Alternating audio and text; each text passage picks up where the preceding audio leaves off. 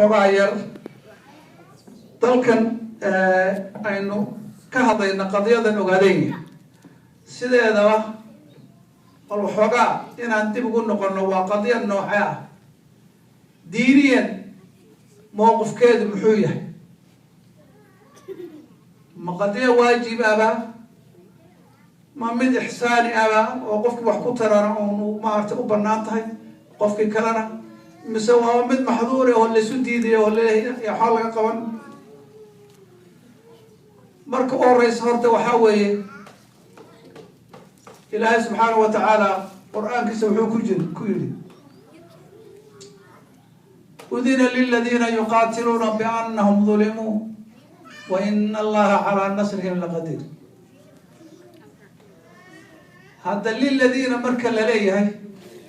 bani aadam ka dhanbaaba halkaas soo hoos galaya qof kasta oo la dulbo inuu dagaalamo oo wax iska celiyo idan qaba inuu dagaalamo wax iska celiyo yaa qof kasto bani aadam oo xaq u leh marka taa markii laga soo tago qofkii inta la dulmo gurigiisii la soo gaaro qofka islaamka ah ee noocaas ee gurigiisii la soo galay cadawgu soo galay maxaa marka ku noqonaysa man qatala duna ahli wa mali fa huwa shahid waxay ku noqonaysaa marka dagaalka noocan oo kale markuu noqdo fardul ayn buu noqonayaa fardul kifaaya uu soo dhaafay maxaa yeelay marka gurigaaga la soo galo oo cadawga noocaasi uu guriga qofka islaamka ah soo galo fardul ayn bay ku noqonaysaa saddex jeer baa la yiraahdaa fardul ayn buu noqdaa mar waxa weeye haddii imaamku uu yiraahdo hal la dagaalamo oo dagaalka dadku uu faro markaa wixii xoog leh ee rag ah uu ku noqon haddii labada ciidan iska soo horbaxaan oo face to face isku soo noqdaan labada ciidan ee dagaalka isku soo baxay dib u noqosho markaa lama ogolo waxa weeye dambiyada waaweyn baa lagu tilmaamay min sab'i al-mawbiqat ya atawalli wa mazahfi bali maalikana markii guriga islaamka ee saasa uu soo galo cadawga noocaasa oo saa ku soo galo fardul ayn wuxuu ku noqonayaa qof kasta oo muslima ama lab ha ahaada badadiga ahaade qof waliba oo qaangaar rag iyo dumar laana qofkii dumarka ahay markay noqoto cirdigeedii in lagu xadgudbayo waxa waajib ku ah intay dagaalan karto inay dagaalanto ragna hadalkiisa badaa waxaa tirid marka dadka la soo weeraray halka joogay hadda iska ku filaa waayar oo laga awood badnaado waajibkii fardul ayn-ka ahaa yuu si gudbaya ka ku xigu si gudbaya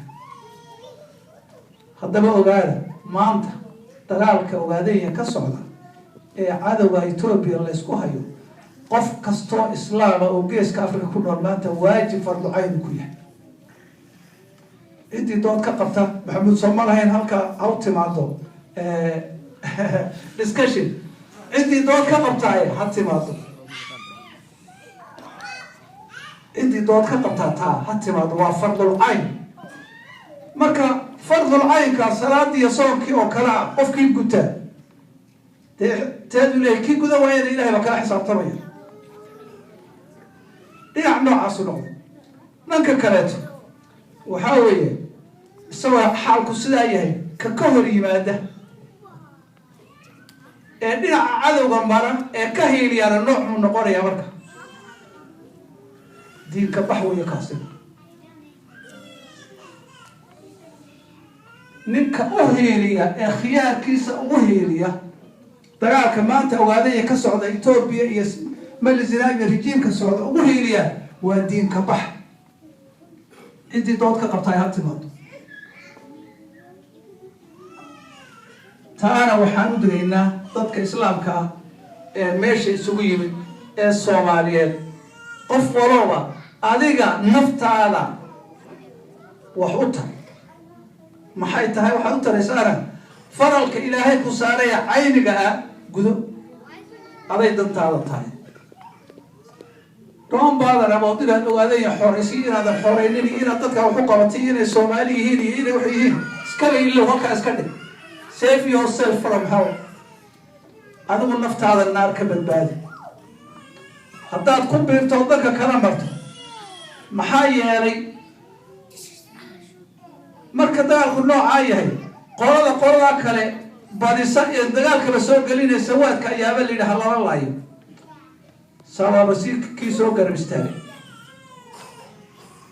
taas waxa weeye runtii waa mowqif dareensiin dadkeena islaamka waxa la yiraahdaa qiyaamaha qof qabsanaya wuxuu leeyahay waxaan u haystaa qofkan dambi weega galay oo muxuu yahay kuma garan maayo anoo dambi ku jira oo si saw garan hayo yuusan iga celinin sida awgeed waxaan gudbinaynaa risaalada ah qofkii aan ogeyn ama kuwa ilaahay uu wax kale la dabcay ay khadeeno sida ku ogo risaaladaasi waxa weeye waa mid waajiba waa iska gudbinaynaa tan kale waxa weeye dagaalkii markuu noocaas noqday maxaa halkee uu maray dagaalkii markuu maanta maraaxishu soo maray Ethiopia dhulkeena waxa lagu gumaystay sababaha loo gumaystay waxa si fiican darsi uga bixiyay ugaaska Dr. Maxamuud Ugaas Madaxash aad ugu mahadsan yahay iyar waa ka cudur daaranayayo hadalkeena waxa ku badan kelmadda la yiraahdo gobol ma waa dal weey marka aynu ka hadlayno always we have to say dalka ogaaday ama dalka Soomaaliya terminology-gaasi waxa weeye laxni baa ku jira laana Ethiopia markay dhulka kala qaybinaysay gumaysatay iyo gobol kelmad af Soomaaliga oo Soomaalida sida maartay babaqaad kale afka loogu tuuro oo kililkii ay yiraahdeen kilil waxay tahay la kuma fasirayaan kilil waa qayb marka qaybihii Ethiopia loo keenay qaybiyo marka hore 14 ah hadda sagaal laga soo saaray iyo qaybta shanaad ka yahay macnaheedu ka dhigan tahay halka kililka shanaad boqolaysa waa qaybta shanaad marka ma dhul magaciisa qayb la yiraahdaa jira adduunka ma jirto sida awgeed waa dal gobol lama aha qaybna ma aha waa dalka ogaadaya inaynu sida horta terminology-ga ay ugu saxano yaan rajaynayaa insha Allah ta'ala dagaalka iyo hawsha iyo xisaabta halkan soo martay runtii aad bay taariikh dheer weey ilaa waqtiga la qabsaday sababaha la inoo haysto waxa la inaga doonay iyar marka waxa ka soo qaadaya sidii uu sheegay Ugaas Maxamuud xilli yar oo ila soo maray oo la yiraahdo xilligii 1991 markii Soomaaliya la burburiyay si lama filaan ayaa waxa uu burburay iyadana Ethiopia runtii laga yaabo terka yani timing-ku inuu xogaa meel kaba khaldanaa laakiin dhacay dadka Soomaaliyeed waxaan runtii u sheegi lahaa oo ku celcelinayaa meel badan aan ka sheegay mingisti maalintii markii bax la yiri Ethiopia Soomaali waa la burburiyay si loogu talagalayba laakiin Ethiopia inay burburto marrab waxa la yiri wadanka ka baxdo sahaydada qaado maalintii khudbad dheer baa aqriyay anu markaa dalka gudihiisa ku sugnaa qof walba ogeysiisyo la sii bixiyay radio yar baa haystaan meel duur jooga khudbadiisi waxa kamid ah ka soo qaadanaya eraya kooban erayadaasi waxa kamid ah Ethiopia intii ay soo jirtay saddex nin baa soo xukuntay walaano saddex ku ah laba ay ka horeysay kollay nin buu dhaxda ka saaray lijiliyaasu loo oran jiro 4 sano oo ay kollay islaam hayo dhacayeen miliqba waxa lagu xasuustaa uu labadii hore midba waxa miliq waxa lagu xasuustaa uu khariidada weyn Ethiopia u sameeyay marka wax lagu xasuusto Ethiopia la iyaro Highlandska joogta oo khariidada weyn u sameeyay mingisti hayla salaasa waxa lagu xasuustaa uu Ethiopia oo aan bad lahayn oo la lokina ayuu bad u sameeyo Eritrea ku soo daray anigu biyaan noqon doonin buu hadda ninka lagu xasuusan doono cadawgii Ethiopia ee soo jireenka konton sano oo dambe godusa ka soo baxaynin ninka ku riday inaan hayado waa ka maanta Soomaali ku jirto aad buu si faallooday waxyaalo badan buu ku sii dardaray oo sababihii ugu suuroobay iyo wixii cidii u sahashay iyo kasoo kala doortay iyo waxaas uu ka sii sheekay laakiin hadda waqti ku lumin waxaa dhacday mingisti marka waddanka ka bax markii la yiri 2006 Sinaawi markii intuu ciidanka Itoobiya ka hayay villa Soomaaliya uu ka taagay calanka Itoobiya madaxtooyadii uu fadhiistay taliskii ciidanka Soomaaliyeed meeshu cali sanad fadhiisan jiray uu gabra soo fadhiistay yaa mingisti warqad qoray حول مجلس سناوي دل بيقول حكومة يصير دل بيقول حكومة لكن أنا ما أنت سجرها اللي بانك هايول مر هدي هون ويرجع عندنا يقول ما يستري أنا كيتو بينا ويدي أن أشيك الجاسية وحما تقدم بيا أنا وحكي سبعي وحكومة حول وسامح يا أبو مركا إن ستيل كصومالي وحولها ولا راح يجي إثيوبيا لو سودويني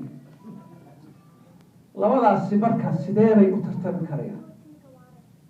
أو حيالها عجيب قوي مركا هلكا كسر نقضه isbedel kii yaraa ee meesha ka dhacay sidoo maxamuud hadda dr maxamuud uu sheegay waxaa dhacay heshiis yar baa jabhadii markaa jiray la wada galay heshiisku wuxuu ahaa 2 sano uu bandaan 2 sano iyo badh in EPRDF oo markaa isku wada Tigray bay ahayd wax isku buuxisay oo aad soo qabsatay inay samayso dawladda labada sano ay madax ka ahaato labada sano gudahoodana nationsku ama qaybaha la qaybiyay ay qayb waliba samaysato dhismaheedii baarlamaan doorato dawladdeeda dhisato muddada gudaheeda cidii ku qanci weyday Itoobiya inay ka sii mid ahaato in baarlamaankeedu fadhiisto saddex meelood oo laba hadii ay codsadaan in afti laga qaado Itoobiya markaa federaalka markaa dawladda dhexe loo gudbiyo dawladda dhexena ay afti soo qaado saddex meelood gudahoodna ku soo dhamayso qorshaha waxyaalihi aynu markaa inagu ka owanayna fahaan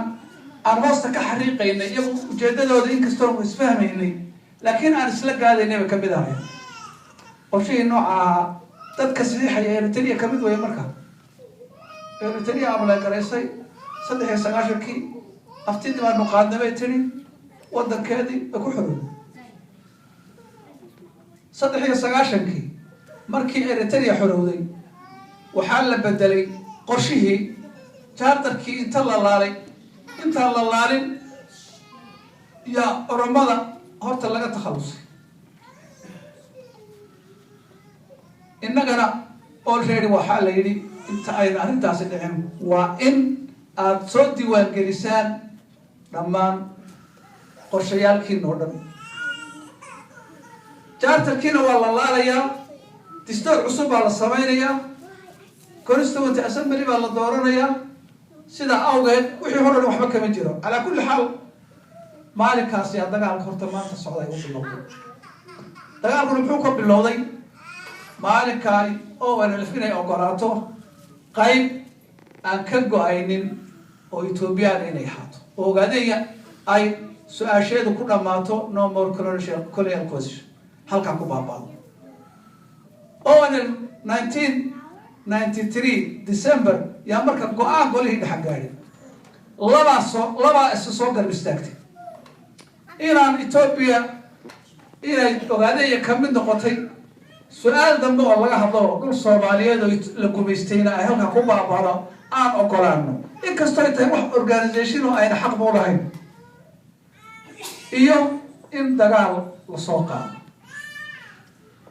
oo aan marka maanta dagaalka baan horta dooranay dagaalka maanta socda saasan ku tahay 94kii marka wixii dhibaato dhacday iyo wax walba iska soo socday waxaan u baratanay marka annaga iyo Tigray iyo TPLF in inta aan jaarta ku dhammaanin ogaadaya sidoo dhigaya jaarta ku afti la soo saaro iyo inay ka hortagaan arrintaas yaan u baratanay marka dagaal badan bay nagu sameeyeen dad badan baa u dhintay arrinta waad ogtiin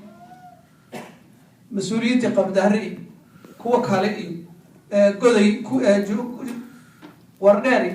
Sheekh Ibrahim weerarkii lagu qaaday waxa soo dhama wada dhacay laakiin hatta in baarlamaankii laga baabiyo gogaday fadhiisan lahaa la yiraahdo jigjiga imaada everything waxa u horeeyay markay in aftidaas soo baxay waad ogtiin marka February 94 aftidii marka sidoo soo baxay go'aankii macnaheedu baarlamaanka ee aftida codsigeeda ahaa ayaa soo baxay saddex meelood laba inay codsato baarlamaankeeni markaa joogay wuxuu ahaa 110 raggii goobjoog ahaa kulli fadhiya hal baa maqnaa 109 kala isku raacday in afti laga qaado ogaadii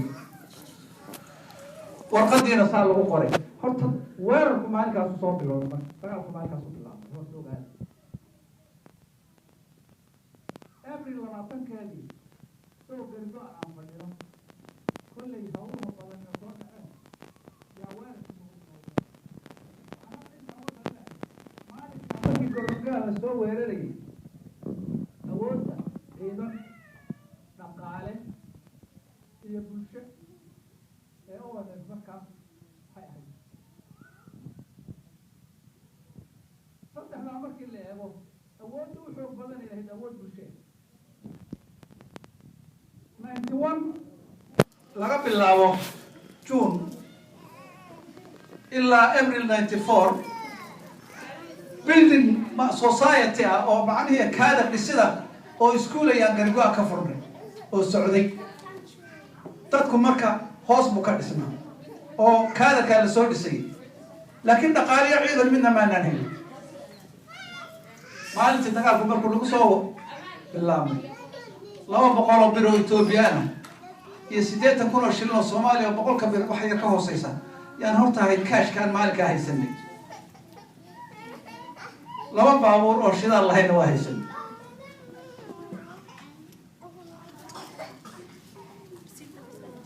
ciidanka joogay markaa awoodiisa ka hayd waxa ciidan 70 ka yar dagaal ciri hadoo waa lagu soo qaaday Ethiopia oo dagaal ciri hadoo soo qaaday iyo awoodda inta maalinta in la aado oo laga hortago oo shafka loo dhigo maxaad u malaynaysaa intee qiimo ku fadhiyay xoog lagu aaday muxuu ahaa xoog aan ku aaday inta anagu haysana ku qaabileen wuxuu ahaa niyad iyo kalsooni iyo qalbi iyo iimaan bay ma ay lahayn xoog aan haysan su'aasha meesha tiileena waxay ahayd gudnimo aan weligeed dhammaanin oo dib looga soo noqon inay ogaadeen gasho iyo inaan dabkii gobonimo doon ee ila Axmed Guri soo jiri jiray iftiinkiisii inaan hore u wadno labaas inoo saad ilaahay kuna waafajiyay ee khayrka ahaabuna waafajiyay labadii baawur adu dagaalka khayrka ku bilowday ee arrintaas soo baray waxba yaan ku noqonayn maanta markaan dibadda isugu soo baxnay waxaa dhacday istaraatiijiyadii aanu fadhiisanay ee inuu dagaal noocan aynu galay waa xilligan waa ku jirnaa maxaynu samaynaynaa sidoo hadda doctor sheegay markaad uswaad soo qaadato ma taqaanaa strength-kaaga weakness-kaaga opportunity-kaaga threats everything uswaad soo qaado war maxaynu xoog haysanaa awood misaan leenahay dee 200 beriya waxaynu haysanaa ma taqaanaa okay maxaa aynu leenahay ma taqaanaa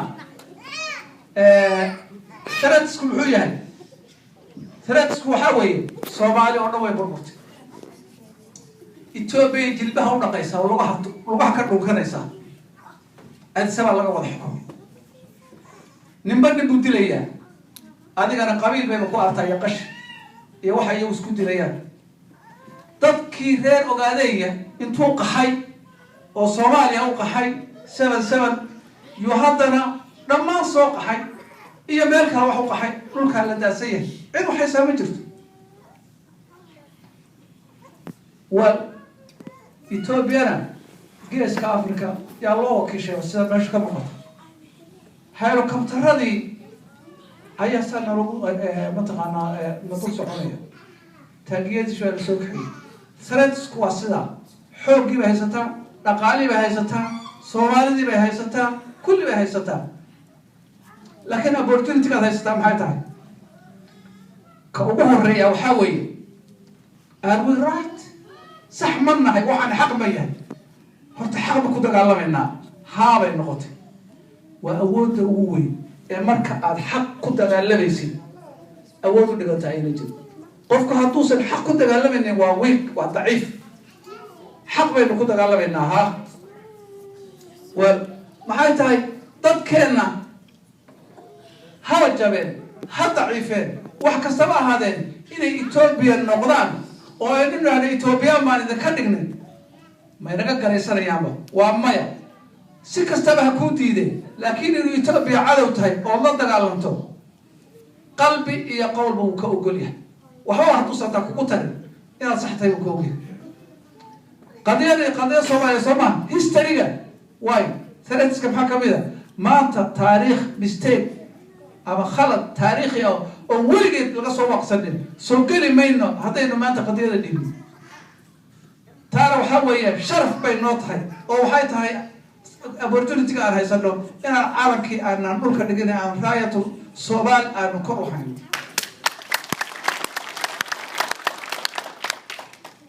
waxa ugu dareed marka hadda aan hadalka ku soo noqonaya istaraatiijiyada noogu adkeed waxay ahayd Ethiopia waa naqana waa gumeys waa dagaalamayna dhulkeeni baan joognaa nin ciil qaba lagama adkaanin dadkeenuna siyaasadaha iyo hawlaha iyo barnaamijyada kori iyo mataqaanaa hadda adduunka tartankiisa iyo ama waxoogaa maantee geedka hoostiisa weligaa wax naga adag lama arag nin walba oo kaga adagna intaan doonaana ku noolaan karnaa Ogaadayana waa dhul ballaaran waa dhul qani ah darabtiya baruurtiya doob ka caanaya la dalka hooya yaalo ku dagaalamayna baynu marka weligeedba taas iyada ma jirayso laakiin Soomaali sen ka yeelayna bay noqotay kii Soomaali maryoolay maxaan ku sameynaa wuxuu inoo arkayaa inaynu nahay qabiil wuxuu inoo arkayaa Ethiopia wuxuu arkaa awood wuxuu garab istaagayaa Soomaaligi Ethiopia maxaynu ka yeelnaa marka warba Soomaaliga inuu la dagaalanaa civil war oo aynu qayb ka noqonnaa mishakiyo ku dilaya ayaa dabarku niga tooga tiraahda weligaaba oo Ethiopia ku sii jeedaa marxaladaas inayna marxalad sahlan ahayn ogaadaan waa 1994 April markaan fadhiisan haynana waa May 20 April baa Garigo la soo weeraray oo ka soo baxay May baan inta dusha kor u soo baxnay meel mustariiqa la yiraahdo noo joognayaa fadhina habeena dhama kolba kitaabka dhinac ka raadina war Soomaali maxaa ka yeelay waxaan nidhi Soomaali waxa ka yeelaynaa intaan cadawga Ethiopia ku sii jeedno hawsheena kaga timaada bendin aynu ka dhigano tibaan u dhiganayna laakiin maanta taargetkeenu yuusan lumin kaasaan ilkaha isku geynayna dagaalkii horta maalinkaasaa ku bilowday Ethiopia ay oo nafa baartay dagaalkaasay ku qaaday waan isla faltanay way socotay ciidankii maalinka 70 ka hooseeyay ee ONLF maanta wuxuu marayaa inta 15 iyo 20 kun u dhaxaysa ayuu maanta marayaa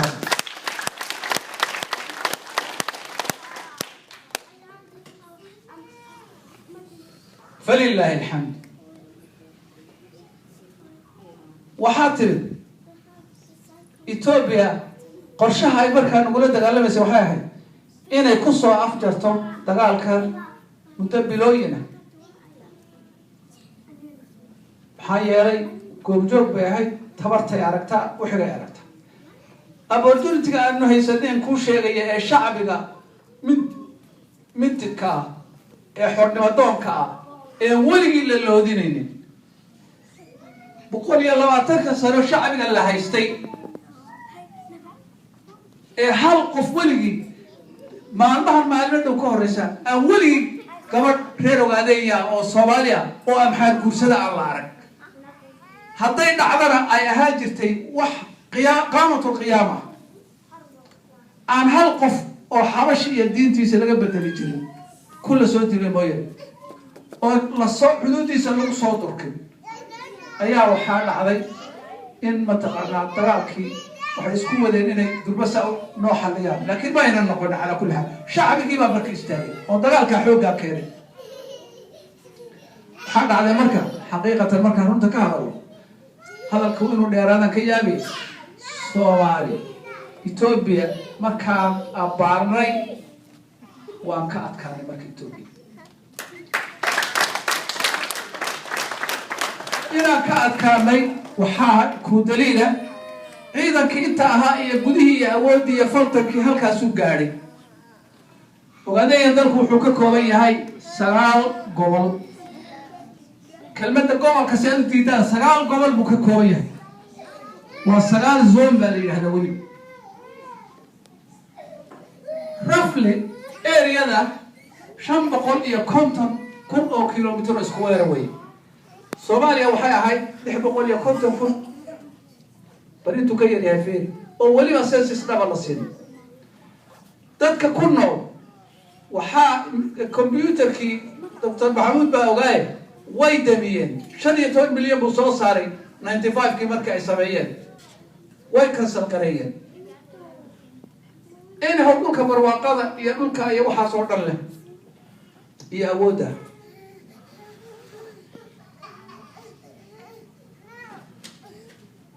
ما أنت السلام كان قبل إنديشن يا مكة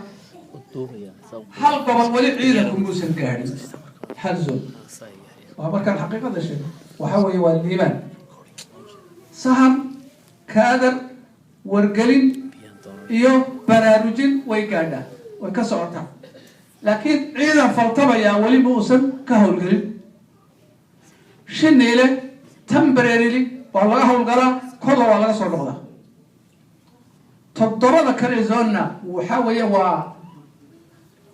سيستم بواه القلا تضرب كره وحوجها القلا سيستم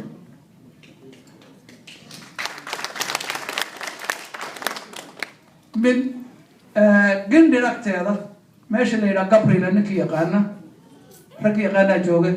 إذا كوكا كريا حق إن حدود الصومال ده أي جوجة وكأت كاشيها ندي وضو الدنيا ده ما أنت بركي اللي هذا مالك عندك قالك بالله بيني هل جاريت وغيره قاعد يودي بدك تجتمعين جل ما أنت ندي بدك وحكجرا لحدا يتطبق جارية دود وغيره قاعد أي أدوية الدنيا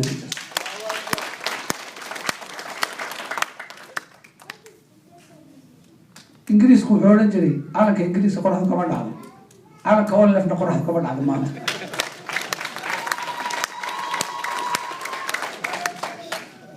بينما وحقيقوي وإثيوبيا عيدا كذي وانكاد كان وحسوا أديك سدي كل ما وحبسوا أديك سنتين حواري بقى قدام بيسي فاينل بيجوكتها هذا بركة تاكا صدقه قميسنا يا دجال كمان توهذه يا كجرتو يا دجال كنقول هري يا النهر تاجن وريا الله ما جمر والصومالي صومالي جودها كجرته سار ولا فلتنا وانقرنا يلا إذا سافروا إثيوبيا الله سافروا أي أمورتي أو دابرتي أو كل من نوع كذا ولا يقانا وعيدا كإثيوبيا كمدين تنوعو ترى اللغة عندك كمرة وحي نقطي dadkii Soomaaliyeed ee ku noolaa Jamhuuriyadda Soomaaliya maxaa dhacday dadkii Soomaaliyeed ciidan ahaanba Itoobiya ugu taageerayaan daraad gabadhii laga dhiibay Cabud Waaq waxaa jigjigaa shalayta yaa la geeyey habeenkii ka horreeyey garow kii laga soo qaaday ee lasoo garda duubay jigjiga jeelkeedu ku dhintay shanfool tanna Safiya Hargeysa wixii laga soo sameeyey taydiba waa madowgeed meel ku taalla Soomaaliya oo dhibaatada shacbiga reer ogaaday ee la halgamaya cadowga aan qof Soomaaliya inuu geysanin lama hayo waa shacbigi waa physically dhibkii ah waxaa yimid material waad ogtihiin hadda ilay baa meelaha uu maraa Soomaalidu soo shiraya lacag baa loo aruurinayaa waxaa la yidhaahdaa galbeedka Itoobiya ee xadka Suudaan biyo xidheenka laga dhisayo keen lacagtii lagu dhisay lahaa shirkadaha Soomaaliga xawaaladaha kuwii diyaaradaha kuwii isgaarsiinta kuwii dukaanleyda everybody baa lacag laga aruurinaya هل هذا يعقل وحاسة وحقل يا قراء وحكلا معها لعقتها ما هو حاضن بغير إنسان بيحرانك لدوريو انت هول غير لغتيرو إنا حوالي الصومالية ديو سلاحها الصومالية مرتو الله حلقة فرق لغو لسيو نو لعقتها وحلقو سوينيا حوارنتي إلي بربرتي أيها أقاليه وركوهر اللغة والقليل بعد ماضي waxaa lagu hawlgelinayaa ciidanka Itoobiya lagu hawlgelinayaa lacagta oo waxa isdintay mataqaana mucaawinada la siiyay material ina saasu Soomaaliya intuu lacagtii bixiyo yu cadow kula dagaalamaya physical intuu ku soo qabto yu ku dhiibaya propagandadii iyo idaacadii baa yimid waa ka aragteen waxaa la soo sawirayaa beero maqalla ku yaala iyo guryo laga dhisay Addis Ababa marka la leeyahay jijjiga laga dhisay barfiiri وأنتين يونيفرسيتي نوعية ضادية وحلا من واحد سمانية أنت ما واحد قدر باين اللهم لا تجعل مصيبتنا في ديننا آمين وحي أهل المجلس والجماعة والله بحي أهل السنة ما وركنا كان سيدا محي ما وركنا وأهل المجلس والعذاب حيا لما لس أهل جسم كانوا قايل أهل العذاب النقري وحقيقة ول نك ما والمشايخ ما اللي سوى سمي يعني حتى أهل السنة ولا كرتها ودي ما كرتها وحال قد عايزتها اللهم لا تجعل مصيبتنا في ديننا إلهي دين إله مصيبة دين تنوجد وروحها مقدر هيدرك الدين تينا لقى نعي والحوالي هي لقى نعي سياستي لقى نعي إذا كيف على الجدع حتى إن كارت واحد يكتب الدين على الجدع الصومالي هذا ما مركز صائد الله ما أنت وحيد وقتها أو أنا موقف أي كوخس بنتهي استراتيجية 1994 أي قاعدتي الصومالي كو وجه نديني بدشوا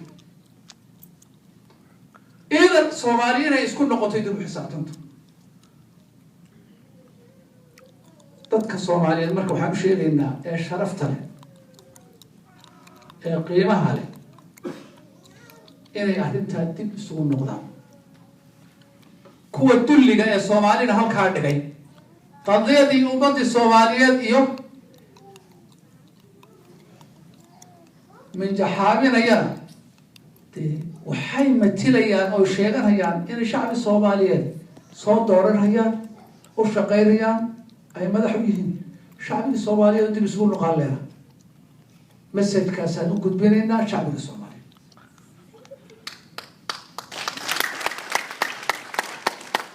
تعمل كي لقطه حاليا له كنتي درسي وهاك كبحي دكتور محمود واس وحاول وحقيقة جرت لكن أولا اللي فضلنا هاي شعب غير وغادي هضلنا هاي مسج بين عالم كودرينا ونشيدنا يلا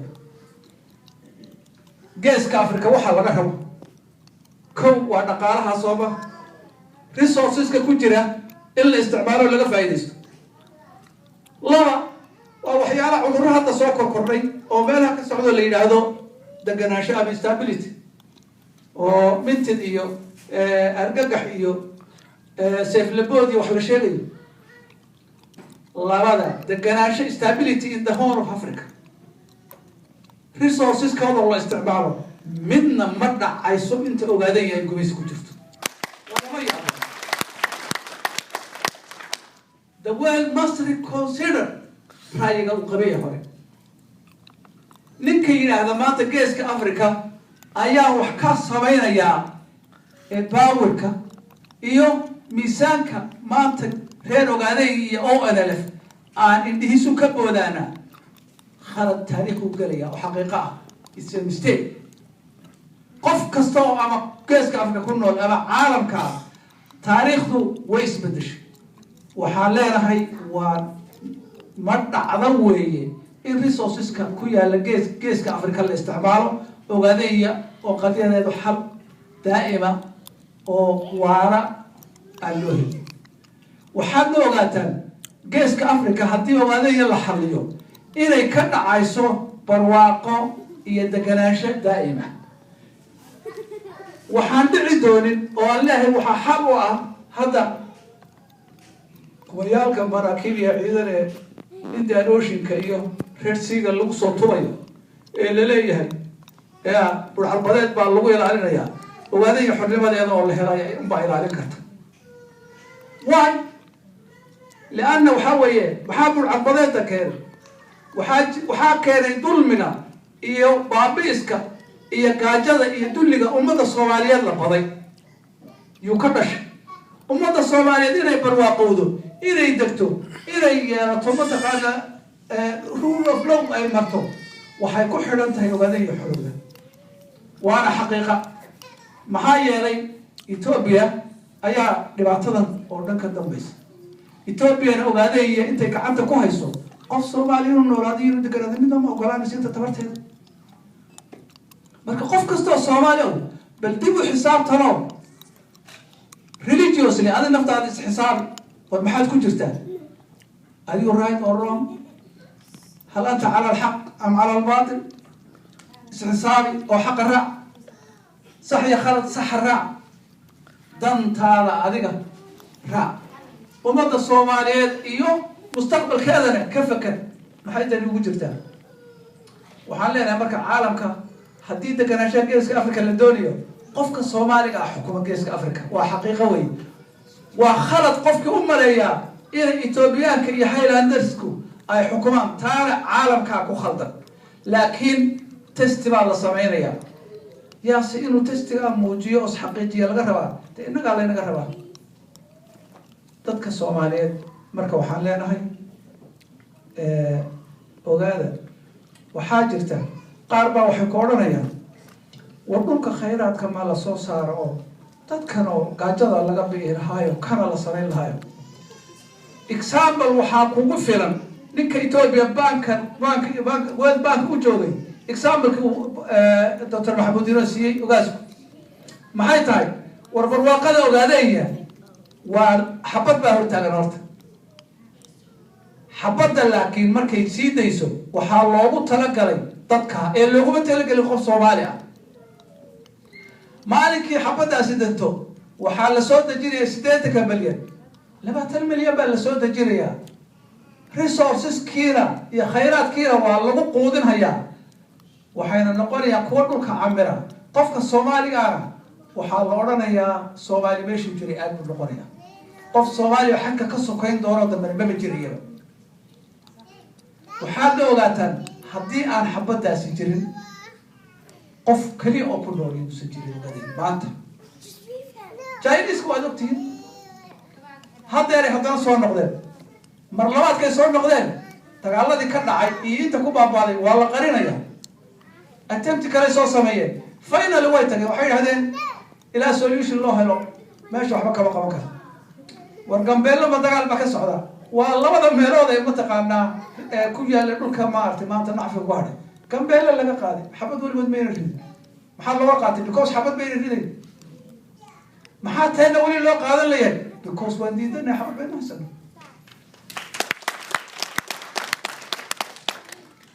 marka qof walba waxa ku dambeyn doona haddaad dugsato dhibaatada kugu soo socota haddaad goortay kula simatay ka hortag weyd markay ku dhaaftay ku disho waxba ka qaban karmaysa qofka Soomaaliga dib ha u xisaabto marka waxaan leeyahay ummadda Soomaaliyeed iyo shacbiga Soomaaliyeed dagaalka ogaadaya iskarab taagay haddii aad iskarab taagaynin wixii hadda ka dambeeya waxaad moodaa inaan ku khasbannahay inaan la xisaabtano qofka Soomaaliga waa ku khasbannahay inaan qofka Soomaaliga la xisaabtano waxaan amarka nin Eritrea ayaan bari sheekaysan